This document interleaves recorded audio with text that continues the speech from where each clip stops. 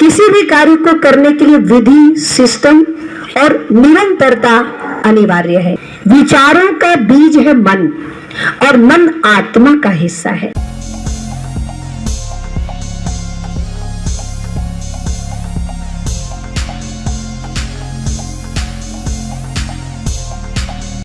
नमस्कार, मैं अंजना शर्मा और आप देख रहे हैं बेगूसराय न्यूज प्लेटफॉर्म। आइए शुरुआत करते हैं आज की खास खबर से। तेघड़ा प्रखंड क्षेत्र के विभिन्न जगहों पर मनाया गया अंतर्राष्ट्रीय योग दिवस।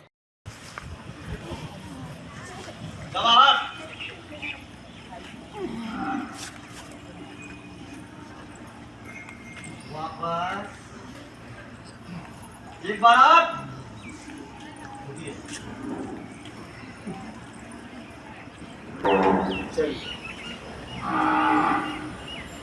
पवन मुक्तासन, चलिए इसको ऐसे कीजिए, ऐसे दाब करके, रोक करके, थोड़ा उठना बैठना भी हो जाए। ठाकुर ऐसे बहुत सुकून देगा, बहुत पवन को मुक्त कर देगा। विश्राम।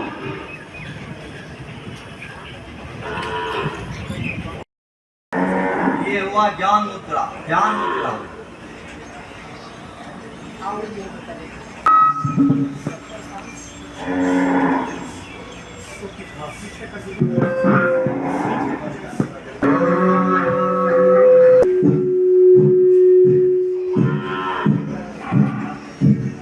जो व्यक्ति महिला हो या 20 से 25 मिनट ये कपाल भाती को जो करेगा, बिल्कुल शरीर वज्र हो जाएगा, कोई रोग नहीं पकड़ेगा, कोई रोग नहीं।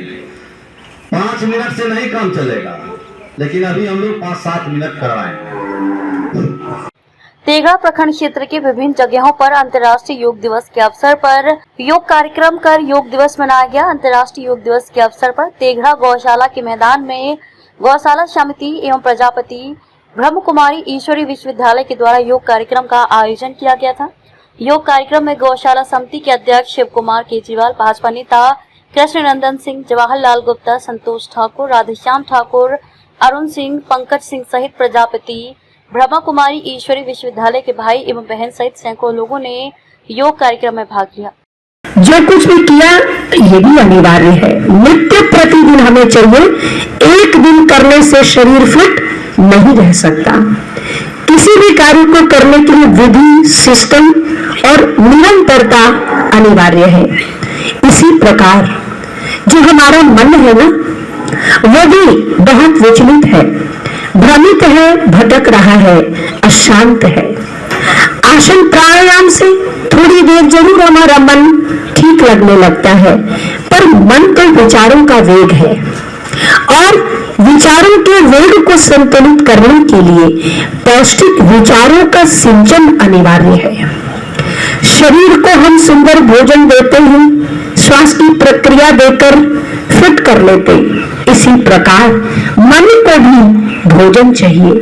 विचारों का बीज है मन और मन आत्मा का हिस्सा है। आत्मा अजर अमर अविनाशी है। इस विनाशी शरीर को मैं आत्मा संचालित करती हूँ। ये हम सभी को आध्यात्मिक जागरूकता से ही प्राप्त भी होगा, अनुभव भी होगा। तो शारीरिक जागरूकता के साथ आध्यात्मिक जागरूकता यदि हम सभी के जीवन में हो जाए तो ये समाज और साथ में पूरा विश्व शांति, प्रेम, सौहार्द, भाईचारा, एकता के भाव से जुड़ जाएगा और विश्व में जो असंतुलन मनुष्यों का आपसी या प्रकृति के साथ चल रहा है, इसका समन्वय हो जाएगा। और एक एक मनुष्य आज यही संकल्प लेकर चल रहा है, भाई हमको शांति चाहिए। प्रधानमंत्री जी भी एक आध्यात्मिक व्यक्तित्व हैं।